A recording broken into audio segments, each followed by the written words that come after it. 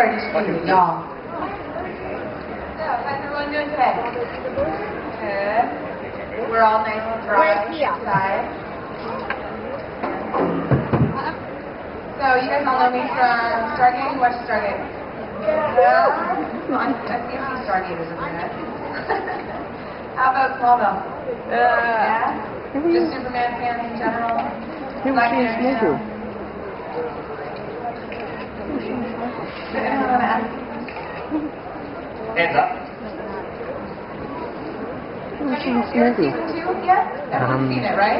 Yeah. Was it Black Canary or something? I can't remember. Okay.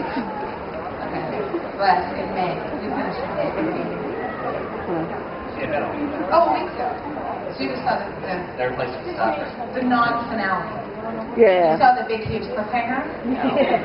What was that? Yeah, exactly.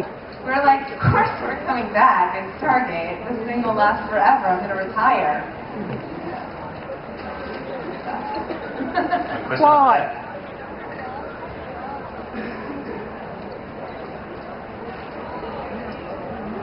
Hi, thank you for coming again.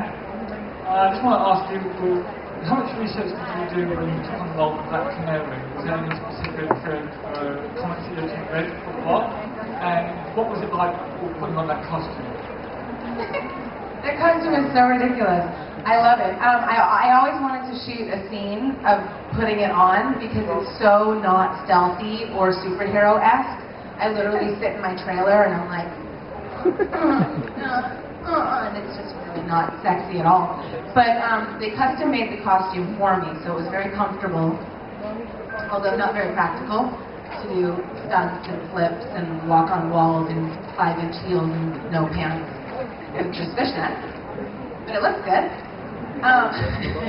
And to answer your question about the research, I actually, when I got the audition for Smallville, it was just like any other audition in the day in the life of an actor. You get a few pages of the script, maybe 2 or 3 pages, and you go into an audition. I hadn't seen Smallville. It had been on 6 years already. Actually, well into season 7 when I came on. But I hadn't watched the show, and so I knew it existed, and I was like, really? It's still on? So I went in for the audition with my limited knowledge of my one scene, knowing that it was a new character. And that's it. And a couple weeks later, I got a call saying I got the job. But they weren't going to tell me the character I was playing because it was supposed to be top secret. And I was like, well, okay, how am I supposed to prepare for it? Because they weren't going to give me a script or anything. And then they told me at the last minute I couldn't tell anybody that it was the Black Canary, and I didn't know who she was, so I had to Google her. And my first thought was, oh my God, I have to wear that. and then I knew she was the Green Arrow's love interest, and I was like, crap, Justin and I have the same haircut. So but it made it work. And they did a really good job with her, I think. They definitely made it their own. They didn't follow the mythology, obviously. They put Chloe and Green Arrow together, and I think that was a circumstantial. Just I was on Stargate at the time where we could have maybe developed that storyline further, and Smallville had lasted a few seasons longer than I think they anticipated, which is great. I'm glad they did. But I think they were preparing for the possibility of a spin-off or maybe a Justice League type of show, and so they were introducing characters. Because my first episode was all talk about Black Canary was going to be on Tuesday night. That never happened. But it was lots of fun. I enjoyed playing her. There's no more flash photography. If your cameras have a sports setting, that works really well with this slide. Yeah, why do you think they got rid of the universe? That's a good question. The question was, why do you think they got rid of the Stargate universe? I don't know what it is to run a network. I'm not going to pretend I do, but I think that there's a lot of dynamics that they take into consideration. One is the numbers, but in a situation like Stargate, it's got such a huge, broad international fan base. Yeah. The U.S.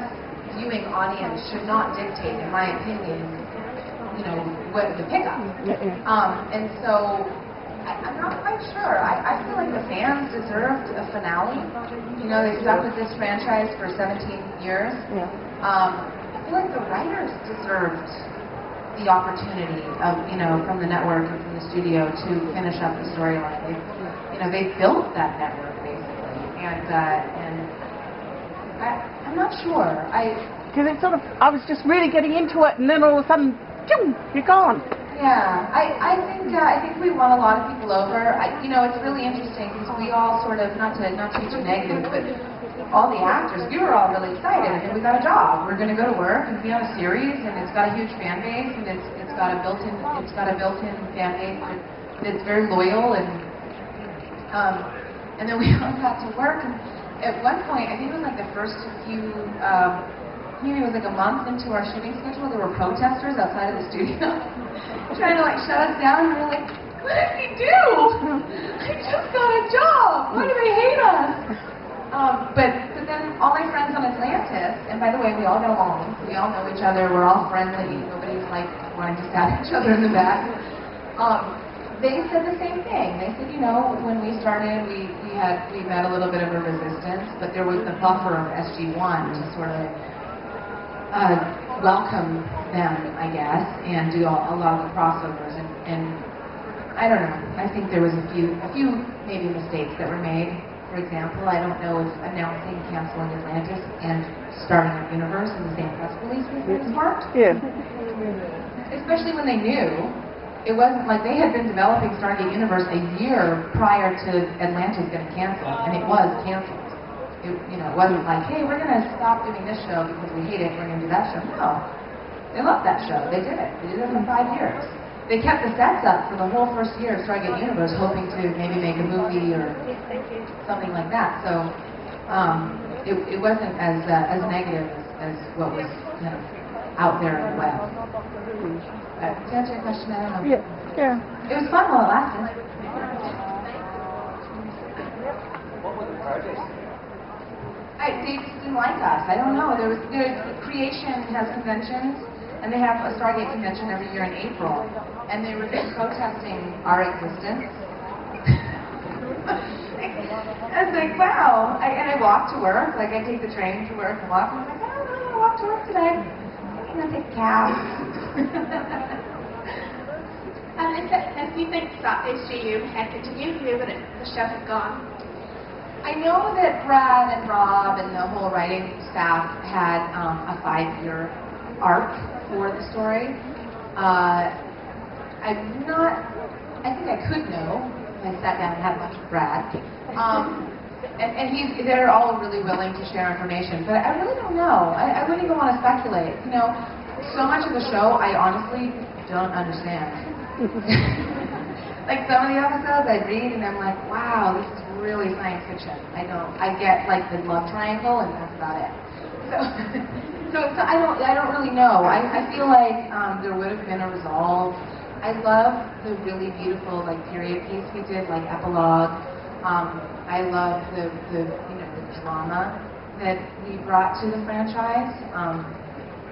And I feel like they would have continued on that path, but I feel like they felt like they were stuck between two worlds and making two different shows. Making a science fiction show that was like SG-1 or SGA, and trying to make the universe its own. I think that was a bit of a struggle as well. Hello. Congratulations on, is it number 4? Number 4. I'm going to fix something after this. Or break something. It's obviously work. Is it hard to do a show ongoing when you've got such a large family? No. It's actually great. I think it's the best of both worlds. I feel like, unless you're Angelina Jolie or you're, a big actress that's going to be in every scene of every movie, you only work a handful of days a week. So on Universe, for example, it's a perfect schedule. I'd sometimes go to work at 11 and be off at 3. Walk my kids to school, I'd go and get my hair and makeup done. We didn't wear much makeup on that show, in case you didn't notice. I was like, really guys, lip gloss, please. It's still television. But no.